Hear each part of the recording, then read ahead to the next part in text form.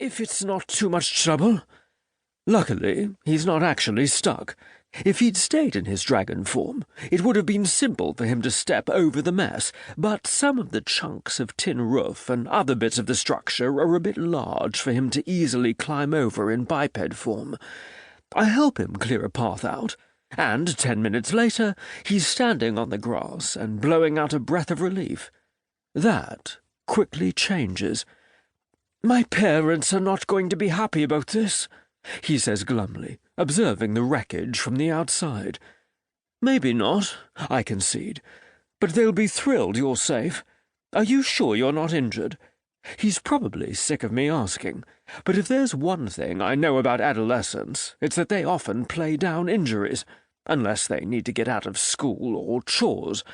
Plus, the adrenaline rush of having crashed might have masked the signs of injury before, but it should be settling now. I skim my gaze over him again. He's dropped the glamour that would make him appear human.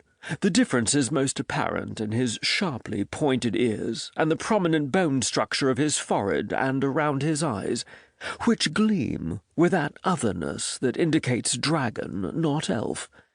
He shakes his head. "Just some scratches and bruises.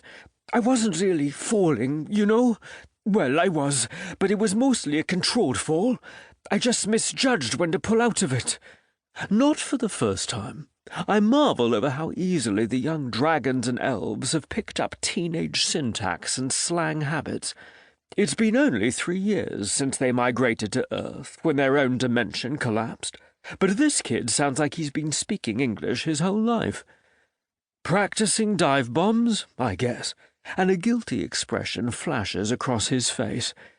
"Not exactly," he hedges, and I stifle a grin. "Well, you'll have some time to think about what exactly you were doing while we wait for your parents to come and collect you. Do you have a phone with you? You can use mine if you don't. It's not likely that he doesn't. The one thing that elves and dragons universally adore about Earth is cell phones." He squints, as though thinking.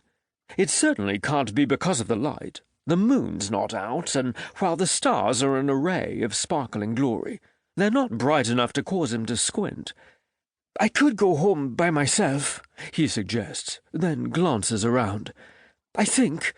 Where exactly am I?" "Uh-huh.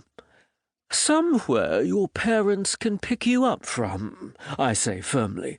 I don't use my firm voice often, especially not anymore, but this seems like a good time for it. "Phone?" Sighing again, he drags a smartphone from his pocket and stares glumly at it. "As soon as I turn it on, they'll be able to track it, and then they'll know I'm not where I'm supposed to be." Faint misgivings stir inside me. "Is that bad?" I ask carefully, trying to get a sense of whether his parents mistreat him, without saying anything that might make him defensive. I won't send him back to a place or people where he's unsafe. I have connections to high-ranking dragons. I can make sure he's protected. "They'll ground me for weeks," he complains, and that little clutch of tension in my belly loosens. Just a teenage desire to avoid deserved consequences, then. "And then they'll lecture me for hours about not sneaking out to fly unsupervised. I'm a dragon. I have a natural flying instinct. I don't need to be supervised." I have to cough, so I won't laugh in his face. He's just too adorable.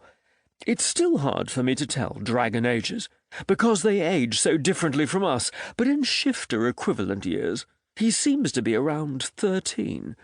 That plays out in the fact that his parents still don't want him flying alone. Dragons, unlike Earth shifters, are not born in biped form. I'm still not entirely sure exactly how their reproductive process works, but I do know that baby dragons hatch from eggs and can fly within the first few years of life, but they're clumsy. I had the honor of seeing a dragon toddler fly once, and it was the cutest damn thing ever. "You still need to call them," I say solemnly, not mentioning that his natural flying instinct resulted in the annihilation of my landlord's shed. He heaves another dramatic